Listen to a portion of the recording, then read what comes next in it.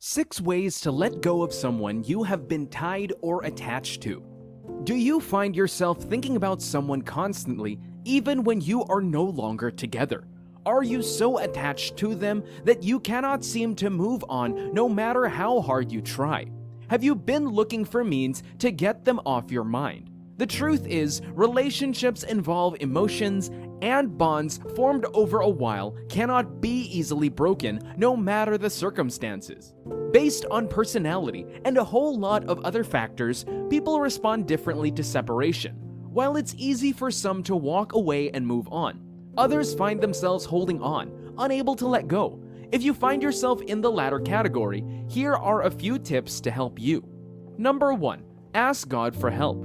This is sometimes the last place we look to for help when it should be the first. Remember that God created the heart and He knows all about the emotions and feelings that run through it. When we are in one great need or the other, perhaps a breakthrough, a miracle, a child, that promotion, or some other big things, we run to God for help.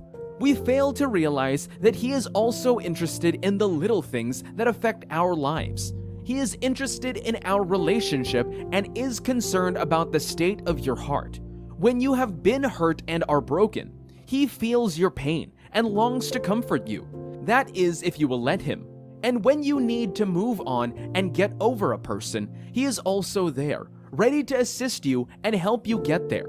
God is ever present in helping you in time of trouble. In this case, your trouble would be how to move on or let go of a particular person. It could be that you have shared memories and dreams. It could be that you have come to see them as part of your life, and all of a sudden, that's not the case. It could be as a result of death, geographical separation, a breakup, or any other thing. What you should do is go before God and let Him wrap His loving arms around you. Let Him heal you of the pain and grief that you are experiencing. It is only when you allow yourself to heal that you can easily let go and move on. Where you need forgiveness or get forgiveness, God will help you. So take it to God in prayer. He is your best bet on every issue, and He will guide you on what to do and not to do. Number 2, cut off all communication. Communication is the lifeblood of any relationship. When you keep communication alive, you allow yourself to remain bonded to that person, and it becomes difficult to move on, especially after a breakup. It is important to allow space for each individual to find their feet before engaging in any form of communication, and there will be any at all in the future. Even if they say they are calling out of courtesy, stop those calls. Resist the temptation to always reply to their chats or texts. Avoid meeting and striking up conversations that make you long for their response. Out of sight, out of mind. So goes the saying. You stop reaching out to them, and soon you will find the connecting line thinning until it is no longer there. It does not mean you cannot stay friends, but in the meantime, to help yourself and become detached, you need to do whatever it takes. Stop stalking them on social media, wondering what is going on in their lives or who they are with. Avoid checking their every post and resisting the urge to comment or reply every time. Take the spotlight off their lives, and that brings us to the next point. Number 3, focus on yourself. Rather than become obsessed with what is going on in that person's life, focus on yourself. You need to build your self-esteem and know that you need no one but God to survive. Sure, we are meant to be interdependent, but no one is indispensable. So, love yourself and start focusing on your life instead of thinking about the other person always. Read books on self-development, pursue your goals and dreams, and take on new adventures and challenges. As you become better, you develop less attachment to anyone or anything, or at least you keep the attachments healthy. So spend more time doing things that make you feel good and brings an overall improvement to your life. If you have not made time to be with God as you should, this is the time to spend more with Him. Do you feel like you are far from your family? Go visit them. Is there a goal you would like to achieve? Go for it. The more you focus on yourself, the less you will think of or be attached to someone else. Number 4, keep yourself occupied. This is not the first time to pine and moon around with self-pity and isolation.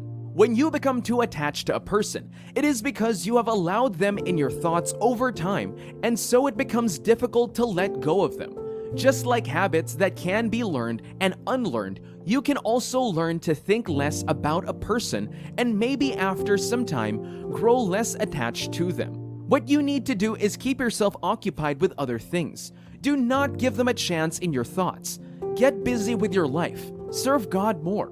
Go out with friends. Focus on your work and others around you. Become better at your job. Spend time with your neighbors.